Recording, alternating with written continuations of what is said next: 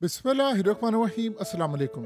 ये मनाजिर देखिए जो आपकी स्क्रीन पर चल रहे हैं। कोई शख्स बता सकता है इन मनाजिर को देखकर कि प्यूटिन इन मनाजिर से पहले मौत का सामना करके गुजरे हैं।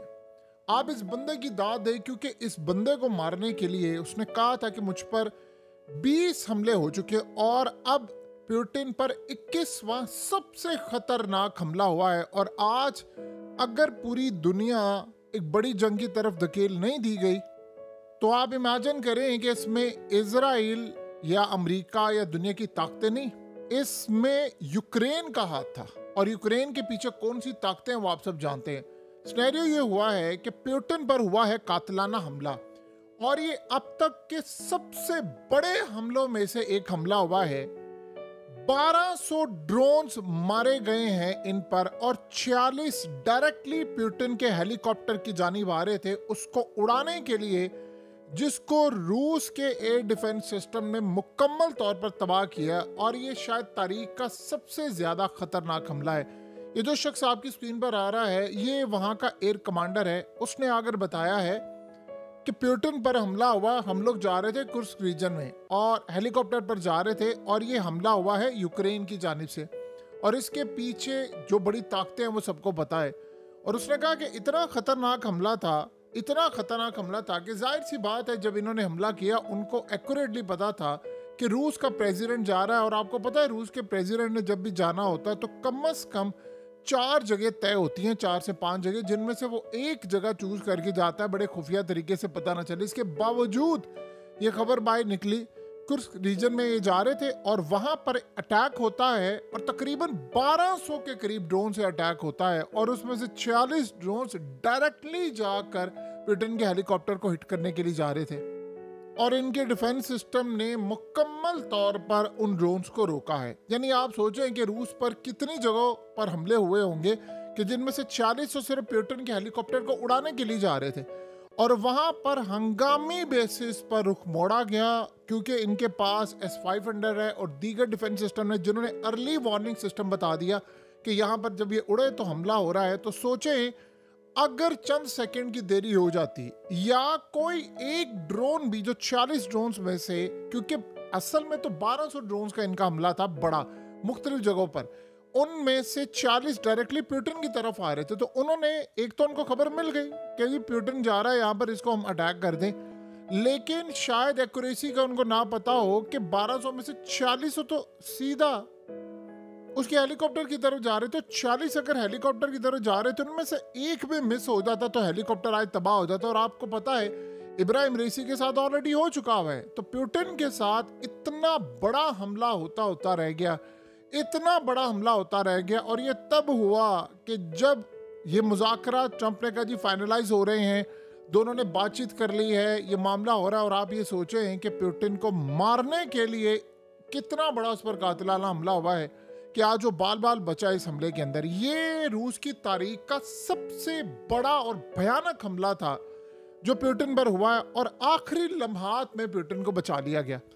आप सोचें कि ये शख्स, उसकी बहादुरी का लेवल एक अलग है क्योंकि रूस इन जंगों में जिस लेवल पर खेलता है वो आप सब जानते हैं। ये मनाजिर देखिए, वो मजहबी पेशवाओं से मिल रहा है और उसके बाद यानी अपना पूरा दौरा कंप्लीट किया। देखिए या तो बंदे पर पहली दफा हमला हो तो समझ आती, 21वां हमला था, लेकिन ये सबसे खतरनाक था। वो मजहबी पेशवाओं से मिल रहा है और महसूस भी नहीं होने दे रहा कि यार मैं अभी चंद घंटे या एक दिन पहले या चंद लम्हों पहले मुझ पर अटैक हुआ है और मैं उस अटैक से बचकर आया। उसने अपनी नॉर्मल रूटीन रखी क्योंकि उसको अपने डिफेंस सिस्टम पर भरोसा था। और इस सूरत हाल में जो सबसे ज्यादा तशवीशनाक खबर ये है, वो ये नहीं है कि जे इन्होंने हमला किया और डिफेंस रोक लिया।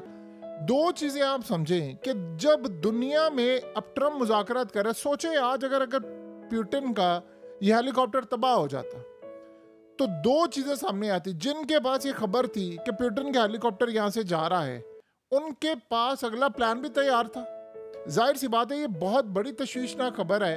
देखिए होता क्या है कि जब भी किसी प्रेसिडेंट ने जाना होता है किसी रूट पर, तो मिसाल के तौर पर उसमें विजिट करना है किसी जगह पर, तो 4-5 रूट सेलेक्ट किए जाते हैं कि जी यहाँ से जाएगा, वहां से जाएगा। सिर्फ एक को जो साथ बैठा होता, हमला होता है, उसको पता होता है कि जाना कहाँ से। बाकी सब फेक तरह से गाड़ियां भी चलाई जाती है, हेलीकॉप्टर्स भी, चाहे धोखा दिया जा सके दुश्मन को, रेडार सिस्टम को, हर तरह की चीज को।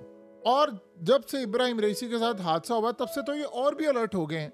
तो सोचे जिनके पास ये इन्फॉर्मेशन थी कि नहीं आज प्रेसिडेंट पुतिन यहाँ पर जा रहे हैं, उनके पास अगला प्लान भी तैयार। तो प्लान क्या था कि जैसे ही पुतिन को हिट किया जाएगा उसी वक्त सड़कों पर अवाम को लेकर आ जाएगा और वहां पर एक खाना जंगी का माहौल क्रिएट किया जाएगा और उसके बाद तूफान मच जाएगा, तबाही हो जाएगी, बर्बादी हो जाएगी और ऐसी तबाही होगी जिसका आपने और हमने अंदाजा भी नहीं लगाया। पूरी तरह मामला खराब हो जाएंगे और उसके बाद बगावत होगी, उसके बाद इक़्तिदार के लिए मामलात होंगे।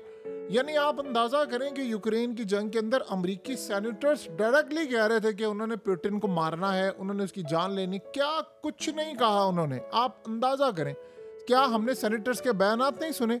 हत्ता कि आप ये सोच लें कि पुतिन का जो फुजला है उसको भी महफूज रखा जाता है कि उसके ऊपर भी अमेरिका और दूसरी ताकतें कोशिश कर रही थी कि हम उसकी एक्टिविटी जाने, उसकी सेहत के बारे में जाने। तो इतना सिक्योर किया जाता है। कोई खाना उसने खाना हो तो 3-3, 4-4 दफ़ा टेस्ट किया जाता है, फिर जाकर वो कोई खाना खाता है और उसके गार्ड्स बदले जाते हैं, बहुत सारा कुछ होता है। तो लिहाजा इस सारी सूरत हाल में एक ऐसा हमला होते होते रह गया जिसके बाद दुनिया तीसरी जंग अज़ीम में कूद जाती। आप अंदाज़ा करें ना, 1 मिनट के लिए आज ही अगर हमला हो जाता तो दुनिया कहाँ पर खड़ी होती? क्या रूस के मामला होते, उसके बाद फिर कोई जंग रुकती, फिर कोई सूरत हाल ऐसी होती? यानी कोई उसके बाद यूक्रेन क्या बहुत सारी जगहों पर तबाही मच जाती, यूरोप में तबाही मच जाती। क्योंकि अब जो इतलात आ रही है रूस के मुताबिक उसके पीछे यूरोप की लीड भी थी। यानी आप ये सोचें कि इस वक्त कम अज कम अमेरिका तो प्रेसिडेंट पुतिन इस वक्त ट्रम्प के साथ उनका याराना है, हत्ता कि इख्तलाफा चलते रहते हैं, लेकिन कम अज कम तो वो खड़े हैं ना। तो क्या ट्रम्प चाहेगा कि काम करे? वो तो बल्कि चाह रहा है कि जंग जल्द से जल्द खत्म। उसने कहा कि मैं पुतिन के साथ मिलकर काम करना चाहता हूँ, मैं चाह रहा हूँ मुझे यूरोप पर इन्हिसार ना करना पड़े, मैं रूस से माल लूँ, रूस से चीज़ें लूँ ताकि यूरोप पर डिपेंडेंसी कम हो। और आपको पता है वैसे भी 1 जून के बाद 50% टैरिफ आयद करने की धमकी दी है यूरोप पर। और सोचें $600 अरब का माल तो यूरोप भेजता है अमेरिका को और अमेरिका तकरीबन भेजता है 350 का, तो $250 अरब का तो यहाँ पर डिफरेंस आता है। पुतिन ये चाह रहा है कि हम अमेरिका की मार्केट में एंट्री लें, हमें जो नुकसान हुआ इतने सालों को पूरा, ये तो डील थी। लेकिन इस सूरत हाल में ट्रम्प ये चाह रहा है कि एक दफ़ा रूस का माल आना शुरू हो मेरे पास तो मैं यूरोप से निजात हासिल करूँ। तो यूरोप मुझ पर डिपेंड करता है, ये हमारी बातों को इग्नोर करते हैं, बहुत सारे मामला भी हमें दबा कर रखना चाहते हैं, तो हम इनको दबा कर रखें। इस सूरत हाल में पुतिन का इक़्तिदार में रहना बड़ा ज़रूरी है। यही अमेरिका चंद महीने पहले आप देखें ना तो पुतिन के साथ क्या मामला थे और अब क्या मामला थे। लेकिन इस वक्त अभी तक रूस के कमांडर ने सिर्फ आकर ये बात कही है कि अटैक होते होते रह गया, हमने इस अटैक को, इस हमले को रोका। लेकिन इस वक्त असल चीज पता चलेगी कि ये इंटेलिजेंस बाहर कैसे निकली कि पुतिन यहाँ पर जा रहे, क्योंकि जाने से पहले ना वो बताते बल्कि वो कंप्लीट करके दौरा होने के बाद, सारा कुछ होने के अगले दिन बताते हैं कि अच्छा पुतिन यहाँ पर गया था, फलाना हुआ था।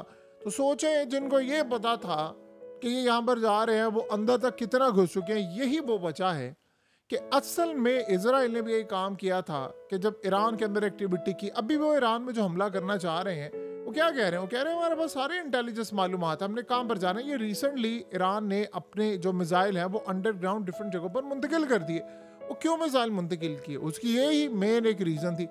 बहरहाल सारी सूरत हाल में हमें एक बात तो बड़ी क्लियरली नज़र आ रही है कि एक बहुत बड़ा तबाही का वाक़या होते होते रह गया।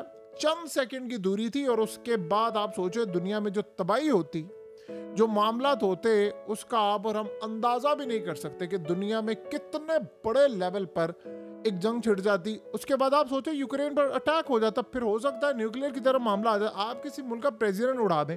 या तो आप बातचीत कर रहे हो ना कर रहे हो, दो चीज़ें डिफरेंट होती हैं। आप बातचीत कर रहे हैं, आप जंग बंदी करना चाह रहे हैं और उस जंग बंदी के दौरान आपने अटैक किया है, यानी अभी तक आप सोचें कि फिर उसके बाद कोई एटमी हथियार या दूसरे जो मिसाइल रह गए और स्टिक मिसाइल, क्या उनके चलाने में कोई कसर बाकी रह जाती? सवाल ही पैदा नहीं होता।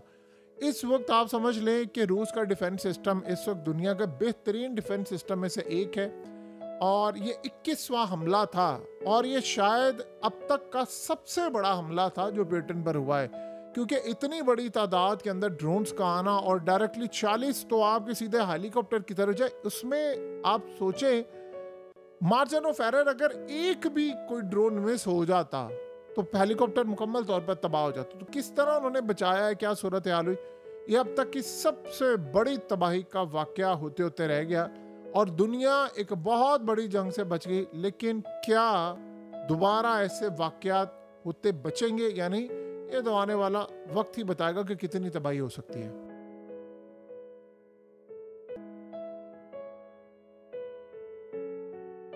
हकीकत टीवी को सब्सक्राइब करना मत भूलें, वीडियो को लाइक करें, शेयर करें और कमेंट सेक्शन में अपनी राय का इजहार ज़रूर करें।